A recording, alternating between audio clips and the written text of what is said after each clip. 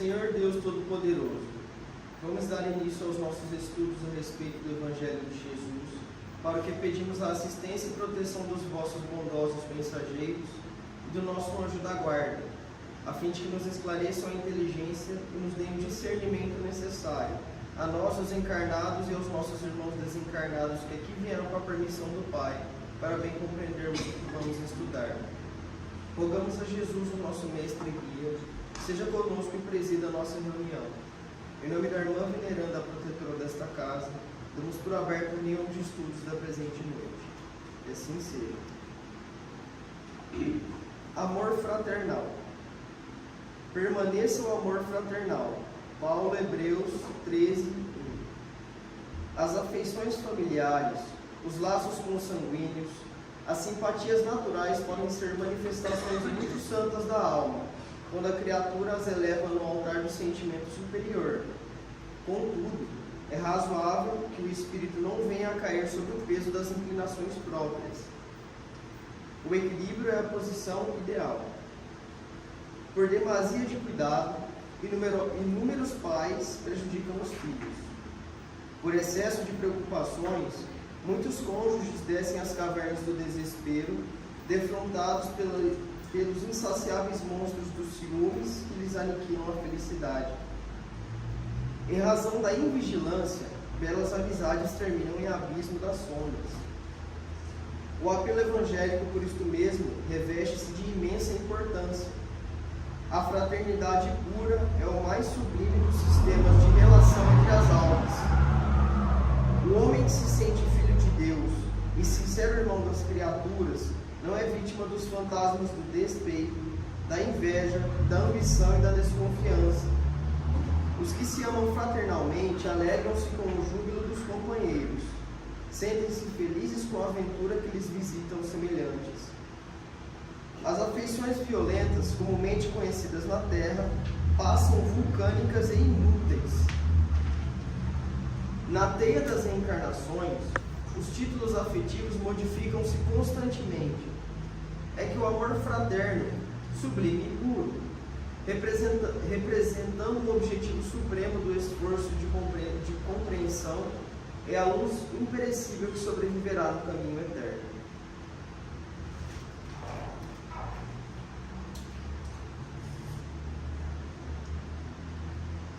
Pai nosso que estás no céu, santificado seja o vosso nome, Senhor.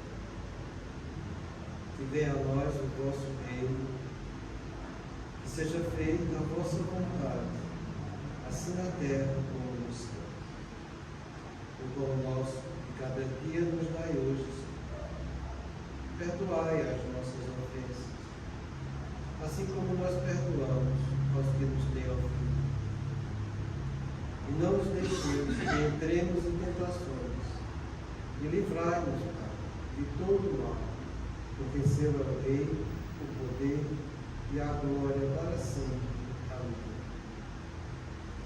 Espíritos esclarecidos e benevolentes, bondosos mensageiros de Deus, que tendes por missão assistir aos homens e conduzi-los pelo bom caminho, sustentai-me nas provas desta vida.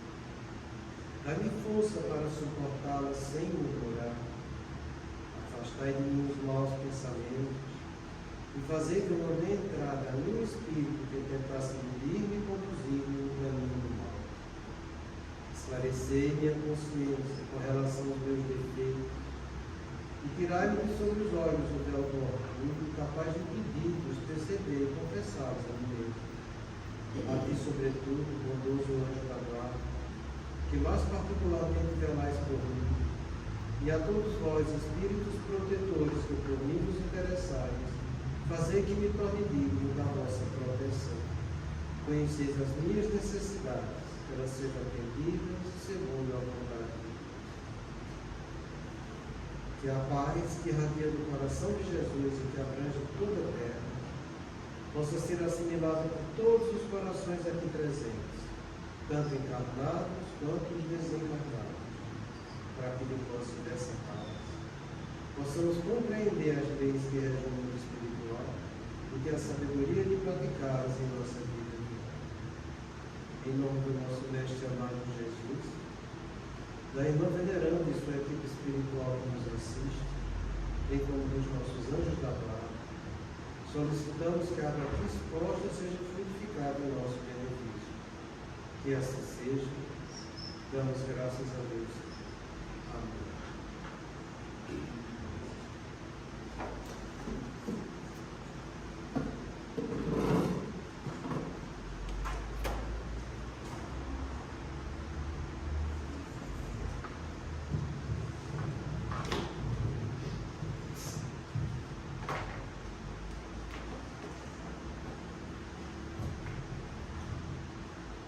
Boa noite.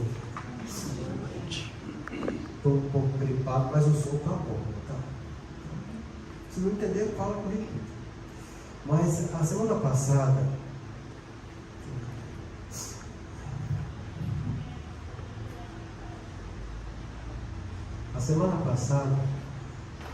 a gente interrompeu um vídeo que eu trouxe a respeito do desamparo aprendido. E a gente chegou nesse vídeo porque a gente está vendo a competitividade. Competitividade essa que acontece e que é divulgada na rede social e que gera um estrago muito grande nas criaturas. A competitividade, ela gera a comparação. E a comparação não é útil para ninguém. Porque vai ser através da comparação em que eu vou estar tendo a minha referência com a referência do outro. Então eu vou tomar a medida de valor da vida do outro para ser a medida de valor da minha vida. Do outro eu só estou vendo a aparência. Da minha vida eu sei da minha essência. Então é algo que é desproporcional. Porque eu vou querer estar melhor do que o outro. Por isso chama de competitividade. E como eu não vou dar conta da coisa, porque o outro é o outro e eu sou eu, são coisas diferentes, são essências diferentes. A partir dessa comparação, vai surgir 3 coisas que são danosas. A primeira é a inveja, a segunda é a fofoca e a terceira é a subserviência. A inveja é aquela sensação de desgosto e raiva que eu tenho com a posse e com o sucesso do outro. Então eu estou comparando eu e o outro. Eu vejo que o outro está lá na frente, eu vejo que eu estou aqui embaixo. Aquilo começa a me dar um desgosto, porque eu gostaria de estar lá, mas eu estou aqui. Esse desgosto já é inveja. É isso que eu quero que vocês entendam. O tanto que é danoso isso para a gente. Porque quando você fica com esse sentimento de desgosto com você, você começa a entrar no padrão vibratório que é próprio para as outras pessoas que são invejosas. E a inveja é algo que é de primeira circunstância que acontece na espiritualidade inferior. Então não vá atrás disso. O outro é o outro, você é você, cada um está no seu grau evolutivo, está entendendo? O outro pode estar melhor em alguns setores, você pode estar melhor em outros setores. Você que é espírita sabe que muitas vezes a gente reencarna numa situação em que muitos progressos nossos do passado ficam bloqueados para que eu possa desenvolver coisas novas na vida presente. Entende? Então não tem para que você ficar desgostoso por nada. Aproveita o que a vida está te dando hoje e vai em busca de aprender com as experiências que a vida está trazendo. E é através dessa inveja, desse desgosto, que muitas vezes as pessoas levam a fazer fofoca, entende? Porque ele fica com raiva daquilo, entende? Como ele não pode chegar lá, ele vai denegrir. E vai fazer aquela fofocazinha, tá entendendo? Que a intenção é só uma, entende? Tentar apagar a luz do outro. Porque é isso que a inveja causa, sabe? Apagar a luz do outro. Então não se envolve com fofoca. Nem seja você uma pessoa que vai estar entrando na fofoca dos outros que vão te convidar. Porque o padrão vibratório vai ser o mesmo, você vai se vincular com mesmo essas entidades inferiores. Entende? E olha, se tem uma coisa que a gente tem, é por isso que a gente estudou segunda-feira aqui na reunião, entende? É que todos nós temos espíritos inferiores em volta da gente, os simpáticos, E como Kardec falou, no tema que eu trouxe, os sedutores. Então, se você tem do seu lado isso, e se você abre a janela para que isso aconteça, eles mergulham na tua janela. Então, não vale a pena você fazer isso. E a outra circunstância que é extremamente desagradável é a subserviência. É você ver que o outro está indo lá, você vê que o outro está melhor, e você olhar para aquele e dizer: isso aqui é para eles mesmo, eu não dou conta disso, eu vou levar minha vidinha mundana aqui mesmo, porque não tem para que eu querer me esforçar para chegar lá. É você bloquear a sua vontade, é você se colocar abaixo daquilo que a vida está te mostrando que você tem condição de fazer. É daí que nasce esse negócio chamado desamparo aprendido. Que a pessoa, por experiências que a vida está dando, em virtude do sofrimento, das dores, das frustrações, das dificuldades, entende? Elas desistem de ir à luta. A vontade delas fica comprometida. E depois ele perde o autocontrole dele mesmo para ir em busca de fazer o que era da competência dele realizar. E a gente viu que os trabalhos mais atuais a respeito disso mostram que não é só você perder o controle, é que você entra numa passividade nesse negócio aqui. Rede de modo padrão de suas funções. Eu fui fazer uma revisão disso porque a gente vai estudando, vai conversando, e como a gente faz muito evangelho em casa, com meus filhos, e tem psiquiatra, e tem... Então, a gente termina conversando muito a respeito disso, né? Eles perguntam: qual tem uma coisa e tal, eu falei sobre rede de modo padrão, sobre serviço e tal, eles dizem: passa para mim, vamos ver de novo isso aqui, entende? Aí eu fui conversando: sabe de uma coisa? Eu vou fazer uma revisãozinha da coisa e trazer para vocês. Para você entender o que é que acontece quando essa rede está passiva. Quer dizer, quando você não está usando a sua vontade para ir em busca de vencer as dificuldades da vida. Entenda que toda vez que tua vontade está comprometida, você está padecendo de um negócio chamado de obsessão por subjugação. Na obsessão por obsessão simples ou influência sutil, como a gente estuda, está estudando aqui na quarta-feira, a sua vontade está íntegra e você está vendo outras coisas chegando até você que vai contra a sua vontade, mas você vai à luta, você quer vencer aquilo. Você tem ideias que te perturbam, situações que são angustiantes, entende? Ansiedades que vêm com pensamentos que te geram descontrole, entende? E você vai à luta, vai vencendo, tem dificuldade, mas vai superando. Quando a sua vontade fica de comum acordo em fazer algo que não é correto, que do ponto de vista ético ou moral, aquilo é comprometedor, e você gosta daquilo e faz aquilo, você é uma pessoa fascinada, porque você vive de ilusão. Uma pessoa que bebe, sabe que beber é errado, continua bebendo, ela é uma pessoa fascinada. Uma pessoa que fuma, sabe que fumar faz mal e continua fumando, ela é fascinada. Uma pessoa que é invejosa, sabe que é invejosa, sabe que é ruim, continua sendo invejosa, ela é fascinada. Entende o que é fascinação?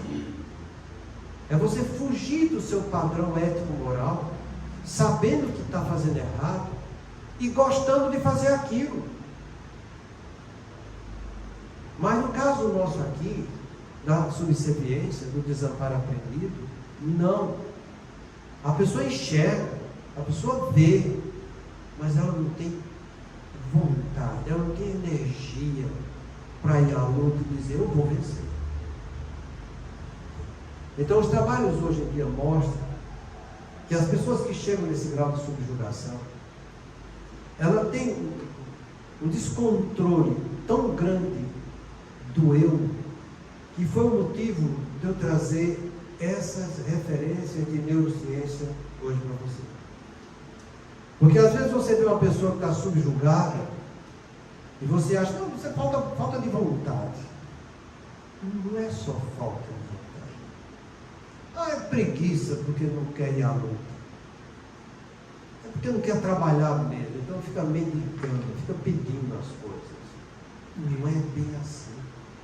Não é bem assim. A gente já estudou aqui na quarta-feira como se processa a influência sutil.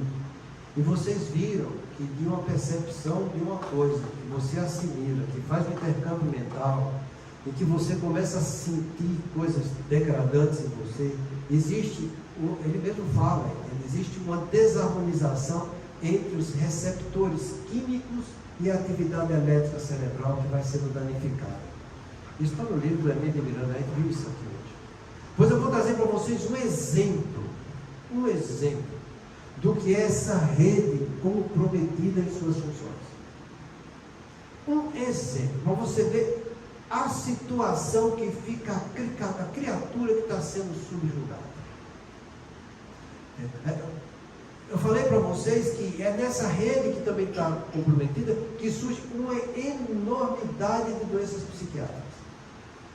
Os transtornos de personalidade, todos eles têm essa rede comprometida. E olha, o transtorno de personalidade é uma coisa que acontece quando aquela personalidade está sendo estruturada, que a pessoa está crescendo, desenvolvendo desde pequenininha, entende? E a coisa vai se avolumando até quando chegar nos seus 20, 30, 21 anos, a coisa se florir na vida da pessoa. É algo progressivo, sabe? É algo, uma personalidade que já tem seus problemas e que as atividades da vida em que ela está sendo criada colaboram muito com isso. Entenda que eu falei para vocês que os transtornos depressivos têm tudo envolvimento com isso.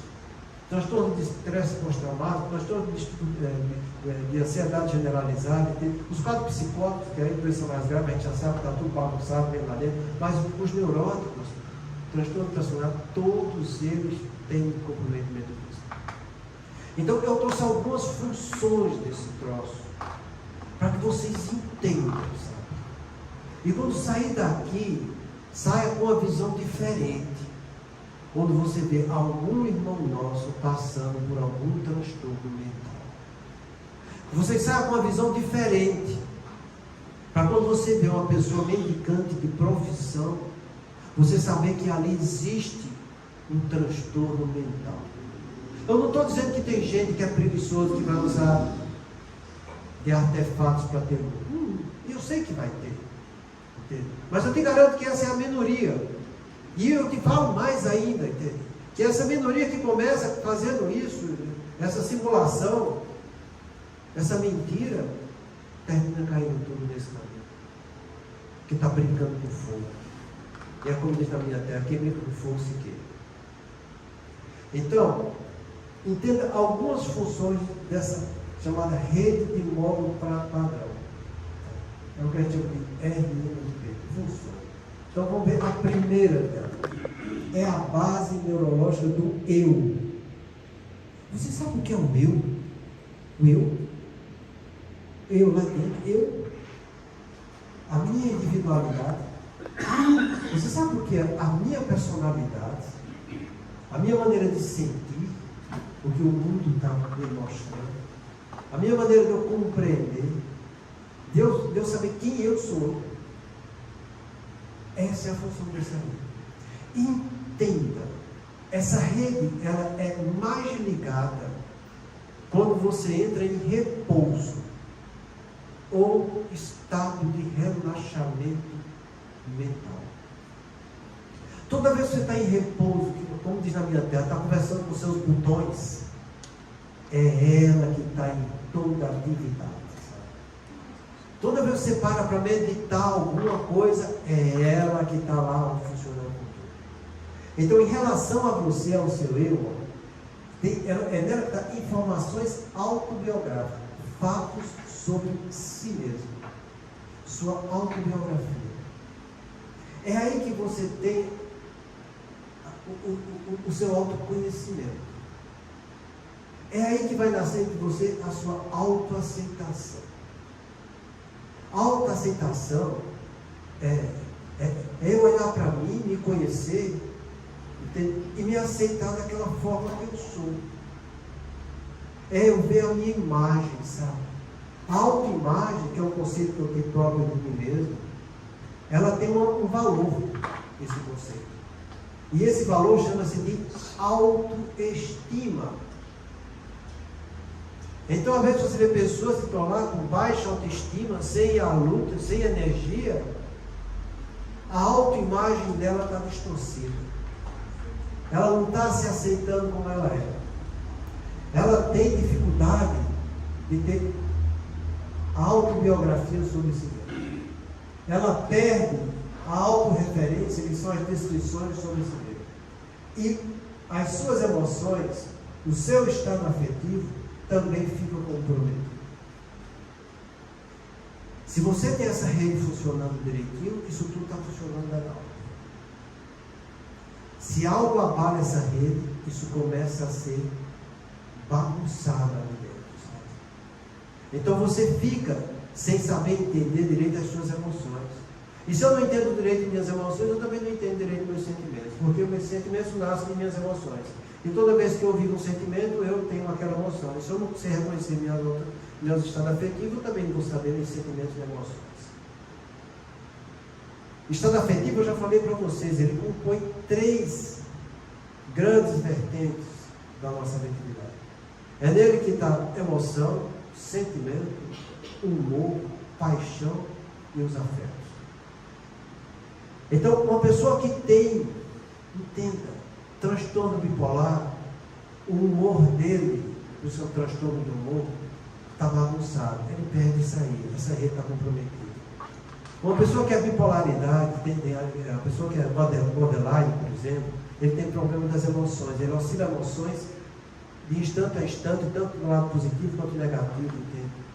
Ele gosta e ele vai atrás, ele é tão comprometido nesse eu, com essa rede, que ele vai em busca de pessoas que venham suprimir essa autobiografia, essa autorreferência dela. A autoimagem dela é tão comprometida que ela quer que uma outra pessoa que ela admira venha preencher esse vazio dela. É por isso que o borderline ele idealiza e do mesmo modo desvaloriza. Então ele encontra alguém que ele simpatiza, é o meu príncipe encantado, ou é a minha princesa. Acabou, o mundo se acaba, porque ela idealiza, aquele é o salvador da pátria, entende? É ele que preenche o meu vazio. Mas como ninguém pode preencher vazio de ninguém, como ninguém pode ser a autorreferência do outro, como ninguém pode controlar as emoções do outro, como não controla nem as minhas, do mesmo jeito que ela idealiza, ela vê que aquela pessoa não preenche aquilo que ela é. Então ela desvaloriza. Então o estado interpessoal dela é uma coisa muito conflitiva e difícil. Entende? Então você veja como essas coisas acontecem e entenda, porque você vai trabalhar isso quando você para, relaxa e pensa. Simplesmente pensa. Pensa sobre os seus sentimentos. Pensa sobre as suas emoções. Quando você pensa sobre você, minha autorreferência, o que é que eu quero para mim? Eu quero fazer direito, quero fazer medicina, quero ser professor. O que é que eu quero? Qual a imagem que eu tenho de mim e como eu vou me sentir bem naquilo que eu estou querendo fazer? Você entende como é importante isso? Porque a pessoa tem que ter isso muito bem estruturado. Porque é isso que vai dar energia para ela para dizer, é isso que eu quero. Isso é para mim. Então está um brilho, não é? Então é isso. Então eu vou à luta. Mas por que eu não vou? Entende? Eu tenho tudo, entende? Tem capacidade de estudar, todo mundo está. Livro tem, professor tem tudo. Eu estou entrando na internet, está tudo de graça. Por que eu não vou? Eu vou. E larga o pau e estuda, está entendendo? E vai lá e supera as suas dificuldades. Então, é ele se encontrar com ele, e não tomar a referência do outro. Ah, o fulano fez, conseguiu, porque é como está ali, entende? Ele tinha pai e mãe que fizeram isso com ele, está entendendo? A vida sorriu para ele, para mim não sorri. Então, ele perde essa autoimagem, ele perde a sua autorreferência, sabe? E aí a pessoa começa a não ter uma referência sobre ela mesma. Por mais que você mostre, ela vai se julgar um incapaz. É por isso que ele fala, no final, que os trabalhos atuais hoje em dia, a respeito da subserviência, do desamparo aprendido, mostra que é essa rede, entenda, é uma rede. Rede quer dizer que tem várias regiões do cérebro que estão se comunicando uma com a outra. Por isso forma uma rede de neurônios se relacionando uma coisa com a outra, que vai te dar essa estruturação. Aí, mas compreenda que a gente fala isso do ponto de vista neurocerebral, entende? Mas a gente que é espírita, você sabe que acima desse cérebro existe um espírito, e que esse espírito está sendo o modelador biológico desse corpo. Para nós que enxergamos a doutrina espírita, a gente consegue ver a coisa além dessa rede. Por isso que a gente chama de obsessão por subjugação. Entende? Mas o problema não é só ele com ele mesmo. Entende? Outra coisa que essa rede faz é fazer com que eu consiga pensar nos outros. Então, eu penso em mim e vou pensar nos outros. Aí tem o que a gente chama de teoria da mente, que é da empatia cognitiva, as emoções dos outros, que é a empatia afetiva. Eu vejo todo mundo falando de empatia hoje em dia, né? O negócio cala a boca do povo, né? E se fala em empatia é uma vulgaridade tremenda. Tremenda. Porque, entenda, a dificuldade do que é você ter empatia é eu conseguir entender o que o outro está pensando e o que é significativo aquele pensamento para ele. Então eu estou conversando com minha mulher, eu estou falando alguma coisa de conhecimento, de cognição, de memória. À medida que ela vai falando, eu tenho que entender, além do que ela está falando, a representação cognitiva daquilo para ela. Para você não pode valer muita coisa, mas para ela vale. É isso que a gente chama de empatia cognitiva. Eu saber dar valor aos conhecimentos, às memórias dos outros, da maneira com que ele encara a razão dele, o mundo em que ele está vivendo. Do mesmo jeito que tem essa empatia cognitiva, eu tenho a empatia afetiva. Empatia afetiva é eu sentir e entender as emoções, os afetos do outro. Então eu vejo uma pessoa sofrendo, não é que eu sei cognitivamente que ela está sofrendo, não. Eu sinto o sofrimento dela em mim. E isso é a empatia afetiva. E não é fácil você sentir isso. É algo difícil. Porque você não consegue nem rotular as emoções que você sente. Se eu não consigo classificar, rotular as emoções que eu tenho, e às vezes os sentimentos que eu estou trabalhando, como é que eu vou entender a emoção e o sentimento do outro? Então, para você ter uma empatia afetiva aguçada, é como está descrito no livro A Ciência do Mal. É preciso 412 imagens do sexo masculino e do sexo feminino, em que você consegue entender pela figura, pela foto, pela imagem, o sentimento que a pessoa está tendo. Dos dois sexos, e pelo menos 3 etnias diferentes. É fácil isso? Você olhar para um japonês e pela feição dele dizer 412 sentimentos que está naquela feição do rosto daquela criatura, e japonês que tem sempre aquela mesma cara, gente, é complicadíssimo. Você não consegue com os brasileiros, está entendendo? que você cai em tudo que é mentira, deixa chegar com a carinha santa, você não vou fazer isso, aquilo, todo mundo cai. Não consegue ver a mentira que está na cara do outro. Você sabe que é difícil ver a afetividade, meu filho? Então, essa palavra empatia, ela é um trabalho científico a respeito disso. Não é essa mas você não tem empatia, não sabe nem o que está falando. Então, é nessa rede que você vai trabalhar. Então, quanto mais você analisa as suas emoções, quanto mais você conhece os seus sentimentos, maior vai ser a possibilidade de você entender as emoções e os sentimentos dos outros. É isso que ele está falando em relação aos outros. E diz mais: raciocínio moral, justiça e doação. É nessa rede que eu vou trabalhar esse sentimento de justiça. Pois é. Já falei tanto sentimento, né? Qual é a principal lei nossa da lei moral que a gente tem? Lei de justiça, amor e caridade. Para nós que somos espíritas, tu tem que trabalhar esse troço, meu. Porque aí você vai ter que entender o que é justiça. Não é que o outro falou que justiça é assim, não. É sentimento de justiça, de uma ação. A gente é capaz de julgar os outros? Pois é, né? O que é que Jesus falou? Pois então, a gente deve sempre avaliar as atitudes que nos chegam. O que a gente não pode é condenar, mas avaliar é fundamental para você crescer e desenvolver em você esse sentimento. Quando você tem dificuldade, é essa rede que está comprometida, sabe? Mas não é só sobre o fato, sobre o ação. É você ter, como ele fala aqui, ter o discernimento das atitudes sociais.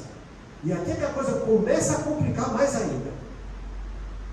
Porque a gente viu a respeito do eu, viu a respeito de você ter envolvimento afetivo e cognitivo com os outros, entende? A capacidade de você julgar ações, entende? Mas aqui agora você vai ter discernimento de atitudes sociais. Eu falei para você, discernimento é eu saber separar as coisas que é boa, das que não são boas, daquilo que é certo, daquilo que é errado, entende? Então, atitudes sociais desse jeito.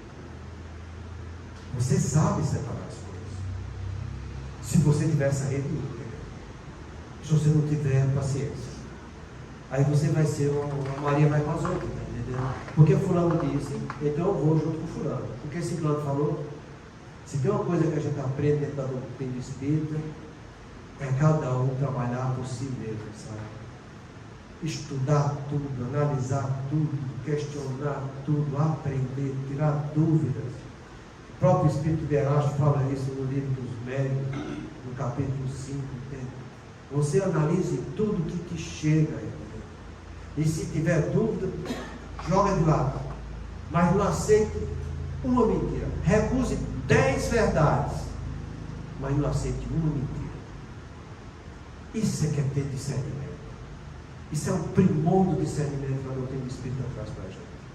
A gente usa isso? Não sei se vocês estão usando ou não, mas a gente tem que procurar usar.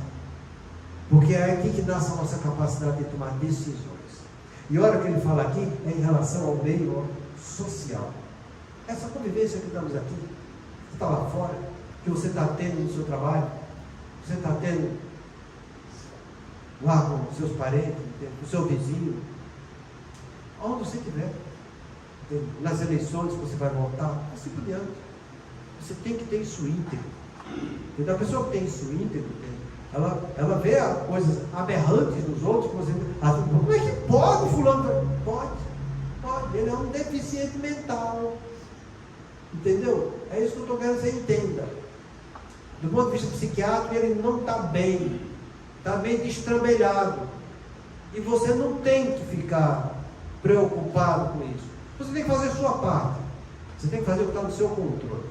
E deixar os outros levar a vida dele. Se eles vierem te procurar, aí sim você ajuda. Mas não queira você corrigir o mundo, porque você não vai conseguir. Uma pessoa desse jeito, ele é o que eu estou falando, ele é desamparado por ele mesmo. Ele é subserviente, ele é uma pessoa subjugada. Ele deixou-se levar por esse caminho. Entende? E é uma coisa muito grave. Então, outra coisa é ter categorias sociais, refletir sobre clubes sociais. É o que eu estou falando, entende? Na mesma empatia. É você entender que japonês é japonês, entende? E cada um tem sua maneira social de viver e você tem que saber respeitar e conviver com todos. Quando eu falo respeitar, você entenda. E o respeito tem aquelas 3 grandes braços que eu sempre falei para vocês. Respeito em relação ao superior, eu devo obediência, subjugação e reverência. Respeito em relação ao igual, lealdade, honestidade e justiça. Respeito em relação ao inferior, eu tenho que ter tolerância, não discriminação e consideração. Porque é o que não é. Então, aprenda a trabalhar essa palavra respeito, que você vai sair muito bem dessa vida, sabe? Mas não é só isso, tem mais. É aqui que eu vou começar a lembrar do meu passado e pensar no futuro. É nela que eu vou conseguir ter memórias pessoais da minha vida. Pois é. Pois é. As pessoas que têm pessoas que têm uma memória muito aguçada. E as pessoas que têm memória muito aguçada têm que ter muito cuidado. Porque muitas vezes são pessoas que têm memória aguçada porque ficam guardando muita mágoa e ressentimento do que aconteceu. Tem gente que eu acho impressionante, cara. Chega lá no nosso consultório, está lá em fase demencial, com 75 anos de idade. Mas eu lembro que quando eu tinha 21 anos, você, quando casou comigo, aí solta um monte de coisa que aquela criatura fez. E eu fico imaginando, meu Deus, ela guardou esse tempo todo isso aí. Guardou. Guardou. É aí que está o troço, sabe? As memórias são boas, eu não estou dizendo que não são boas. Mas entenda, quando você, diante das circunstâncias da vida, é uma pessoa que procura fazer o melhor que você pode com o que a vida está oferecendo, e você dá o seu sangue, e aquilo ali você resolve, e deu o que melhor por dia, aquilo ali, entenda, perde um pouco a memória, porque você cumpriu a sua função. É interessante essas coisas, sabe? E entenda, esse negócio de memória, eu falo que para você ativar essa rede, você tem que estar em repouso e meditando, pensando, analisando. Memória. Você sabe como é que a memória acontece?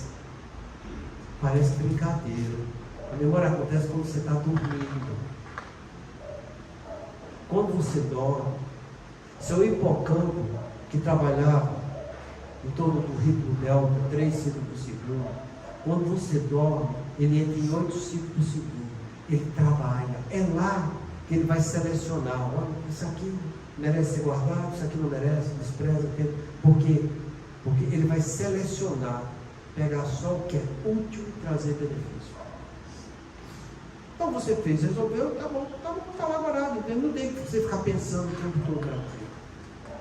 É essa memória que eu estou te falando. Então, entenda que você dormindo, as suas preocupações, porque a gente sempre fala para vocês, o sono é a continuidade daquilo que eu fiz durante o dia. Se eu passei o dia bem, trabalhando, dando sangue, fazendo certo, se eu vou dormir com a consciência tranquila, fiz tudo que estava ao meu alcance, meu amigo, você vai dormir bem. Não se preocupe, você vai dormir bem. Porque o teu anjo da guarda e a espiritualidade tua vai estar do teu lado. Entendeu como é que é a coisa?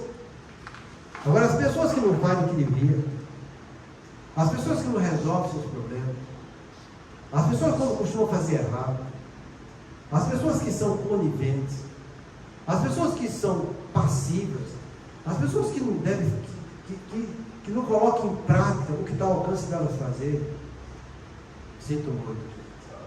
Aquilo que não resolveu, a consciência marca.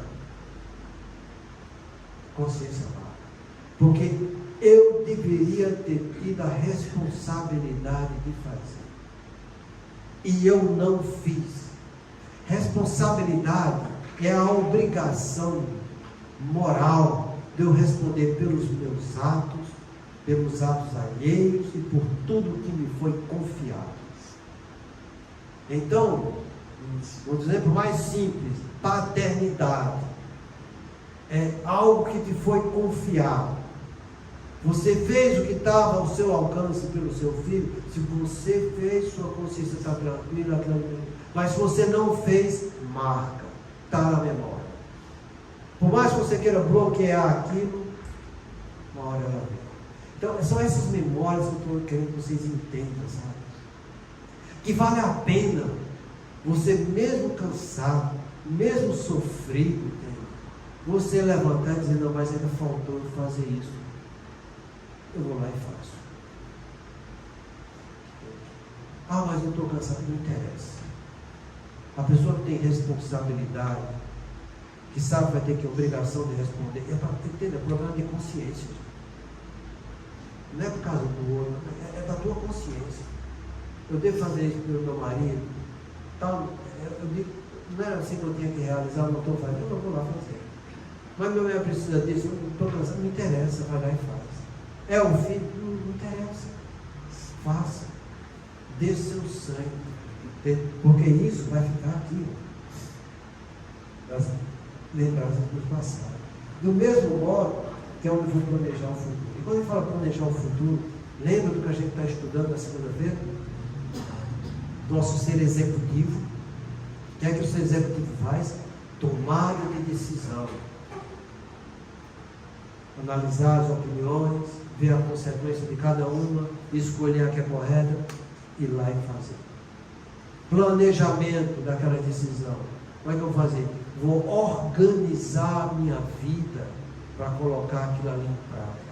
Eu vou priorizar o que eu sei que está ao meu alcance fazer com aquela decisão que eu tomei. E eu vou praticar a disciplina, que é algo tão bonito e tão difícil que a gente está estudando aqui na segunda. Disciplina como que relação à fonte daquilo que eu sei que eu tenho que trabalhar para realizar. Disciplina em relação ao conteúdo que essa fonte diz que eu devo realizar. Entende? E autodisciplina comigo mesmo, educando minhas emoções, educando meus impulsos, meu comportamento social, para que eu pratique algo novo e bom e me torne uma pessoa melhor. É esse planejamento que essa rede vai estar funcionando. Você, quando é a pessoa que planeja, ela está bem. Se você não sabe planejar, tem algum defeito nesse troço aí. Você precisa começar a pensar a respeito disso. Entende? Eu estou vivendo aqui agora, eu conheço sobre mim mesmo, eu conheço bem sobre os outros, eu vejo o meu passado, eu planejo o meu futuro, vejo a importância dessa rede. Entende? E continuando. Memórias episódicas, que é a memória detalhada relacionada aos eventos específicos no tempo. É o que eu estou te falando, dessas lembranças que eu fiz ou que eu deixei de fazer e que era da minha responsabilidade. Isso fica vivo dentro da gente. Isso não se apaga, sabe? E olha, Kardec faz uma pergunta. No livro dos Espíritos eu gosto de falar, sabe? Ele pergunta: mas a gente não vai lembrar mesmo de tudo que a gente fez na vida passada? Será que eu lembro do que eu falei? Será que eu lembro do que eu fiz? Ele vai, não só do que você fez, não só do que você falou, mas daquilo que você pensou. E que foi importante para você, você vai lembrar. Então você pensou em fazer, não fez, deu um problema grande na sua vida, aquilo ali fica na tua memória. A tua consciência está marcada para isso. É assim que Deus nos fez. E acho bom a gente se adequar à lei dele, porque senão a gente vai sofrer para danar, entendeu? Então essa memória está sempre ativa e está lá. E outra coisa que é a compreensão de história. Entender e lembrar uma narrativa. Aqui eu gosto de falar com os espíritas, sabe? Porque doutor, eu leio, quando eu terminei a página, eu não sei o que eu vi lá em cima. Eu li o livro todinho e não entendi nada. É isso. Essa rede está com problema, meu filho. O que você tem que fazer? Eu vou lendo e vou copiando aquilo que eu estou entendendo. Você ativa a sua rede. Entende? Então você vai ler uma página, depois de agora eu vou fazer um resumo. Não sei, leu de novo. Lê 10 vezes, entendeu? É isso que é ter brilho. Não quer ter brilho? Mas por que eu não vou fazer? Vai lá e faz o resumo. É assim que você aprende. É assim que você bota esse troço para funcionar, tá entendendo? E o ganho pessoal é só seu. Só seu. Não interessa se tem espírito que está perturbando, se está subjugado, fascinado, não interessa. Kardec faz uma pergunta também que é chocante. Pode uma pessoa por si mesmo vencer suas obsessões? Sim. Sim, desse tamanho. O que me falta é vontade. Ah, como são poucos os que se esforçam na terra. E é um esforço insignificante. O que lhe falta é vontade. E um esforço insignificante. Ah, como são poucos os que se esforçam na terra. É insignificante, meu. Então senta, lê, escreve. Porque o que é que te custa você ler um parágrafo e dizer, agora eu entendi isso assim, assado. Pronto. Teu filho de 6 anos, 7 anos já está aprendendo a fazer isso. Aí você marmanjo, 50, 60 anos, não sei, não leio, não entendo nada.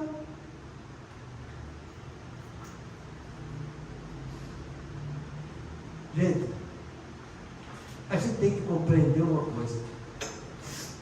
Eu preciso me conhecer para que eu comece a me melhorar. Se eu não me conhecer com os problemas que eu tenho, como é que eu vou melhorar? Não vou melhorar nunca. Nunca. Então vamos sair dessa apatia. Essa rede é comum em todo ser humano. Eu não vejo pessoas aqui com muitas dificuldades de transtorno psiquiátrico. Porque você está em estabilidade de humor, é uma coisa normal, não quer dizer que você é bipolar, não quer dizer que você é borderline. Você tem um quadro de tristeza, mesmo que for uma depressão leve, depressão leve, 75% você cura com psicoterapia só. Quando você junta psicoterapia com medicação, 95% cura. Eu não estou desvalorizando a doença depressiva, não. Eu estou valorizando é você que tem a doença. Porque em você está a resposta de tudo. Você pode ativar isso. Está ao teu alcance fazer.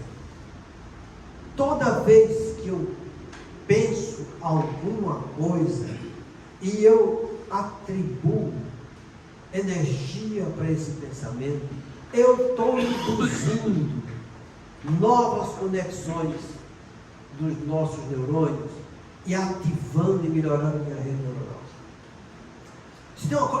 Tem alguns dados científicos que eu acho que é importantíssimo, sabe? Você pega um paciente com Alzheimer em fase avançada. Sabe o que é avançado? Está aquele pocão atrofiado, aquela porcariazinha, não serve mais para nada. Aí o nego morre, você pega o hipocampo, leva para o laboratório, vai analisar. Tem neurônio nascendo. Não é impressionante isso? Porque é lá que registra a memória, por exemplo, é uma das coisas principais do hipocampo. Memória visual, auditiva, memória cognitiva, a memória está lá. Isso quer dizer o seguinte, meu. Tu está passando uma doença expiatória, tu está sofrendo, feita a peste lá, tá entendendo? Mas tu está aprendendo. Porque tem neurônio nascendo ali. O teu espírito está aprendendo e está passando isso para aquela matéria que está comprometida. Você sabe o que é isso, meu? Que a hora que você quiser, você aprende algo novo? Gente, isso é para dar uma mexida em você. Isso é para te chamar para alguma responsabilidade na vida. Para você se interessar por você mesmo e aprender coisas novas. Tem dificuldade? E quem não tem? Erra quem não erra? O que é que a gente falou aqui sobre as conquistas da vida? Você tem conquista êxito e conquista aprendizado. Conquista êxito é quando eu vou fazer uma experiência e eu faço a coisa certa, eu uso essa rede toda, entende? E eu aprendo coisas novas e eu saio vitorioso. Conquista êxito. O que é conquista aprendizado? Eu vou, passo por uma experiência, eu não fui lá muito bom, errei. O que é que eu tenho que fazer? Aprender com o meu erro. Por isso é uma conquista aprendizado. Eu vou aprender com o meu erro. Do mesmo jeito que eu fiz errado, eu vou estudar, vou me capacitar melhor e agora eu vou aprender, vou colocar uma coisa em prática e vou vencer. Nós estamos aqui para isso.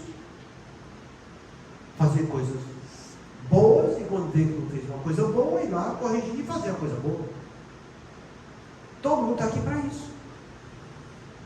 Mas não, porque eu errei, fica com remorso, se culpando. Não, você não tem que se culpar. Você não é mestre, você não é PhD em tudo na vida. Ninguém tem que se culpar de nada. Nós somos espíritos e estamos no nosso primário, gente. A chance de errar é imensa. Mãe, acabou que inventou a lâmpada, ele não errou 1.270 1.200, ela vai dizer, mas experiência negativa, só errando, ele ia se culpar, errei, não vou fazer mais isso não, não, foi 1.200 vezes tentando até acertar. Isso é uma conquista aprendizada. Aí você vai fazer uma coisinha, errou, fica lá se laboreando, eu não sei mesmo, meu Deus do céu, mesmo, não é para mim não, tá entendendo? Para com isso. Quando Jesus falou, o Pai trabalha todo dia e eu trabalho também, é porque o importante é trabalhar. Vá trabalhando que você vai conseguindo realizar para você coisas úteis que vai te trazer benefício. É isso que a gente tem que entender. Material no centro da sua cabeça tem miolo a dar com pau aí dentro, tá entendendo? É você fazer seu espírito, esse ser pensante. Onde está a tua razão, a tua afetividade, a tua volição? É você fazer esse espírito dizer, eu vou usar esse miolo, eu vou vencer essa dificuldade. Vai ser difícil? Não interessa se é difícil. Vai ser, não interessa. Eu posso trabalhar nessa direção. E eu vou trabalhar. Porque se eu fizer isso hoje, der um passo, eu não cheguei no fim, mas a distância já está menor. É assim que a gente tem que vencer as dificuldades da vida. E não ficar cobrando mudanças bruscas e intempestivas. Isso não existe, isso é auto-engano. Já falei para vocês, a gente já estudou nessa casa aqui esses auto-enganos. São crenças limitadoras, são crenças limitadoras, mudanças bruscas e intempestivas e coitadinho de mim. Entendeu? Você se vitimizar diante da vida. Então, tudo que você for fazer, eu sempre falei para vocês, toda atitude virtuosa, e a gente vem de lá para cá para trabalhar virtudes. André Luiz descreve isso no capítulo que fala do umbral do livro Nosso Lar. A gente vem na terra para trabalhar virtudes. Quando chega aqui, a gente entra na indiferença ou fazendo coisa errada e se dando tudo, se vincula com o umbral. Mas entenda, para você trabalhar virtude, você precisa só de duas coisas: paciência e coragem. Sem paciência e sem coragem, você não vai construir nada na sua vida.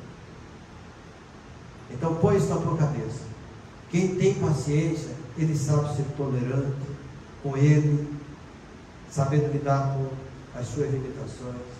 Ele sabe ter resignação, porque ele tem que trabalhar e ele vai enfrentar o trabalho.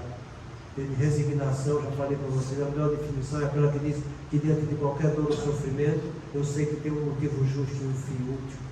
Então eu vou atrás desse fim útil. E vai ter perseverança para fazer hoje, amanhã e sempre com coragem, sabe? Porque se você não tiver coragem, você pode até começar, mas depois você já para. A coragem é que vai dar essa energia a mais diante das adversidades da vida para você continuar lutando. E assim você vai vencendo. Porque quanto mais experiência você for vencendo, quanto mais exercício você for fazendo, mais essa rede está sendo trabalhada. E você com você, e você com os outros, e você no meio social, e você vai estar melhorando o seu passado, programando o seu futuro, e você vai vencendo.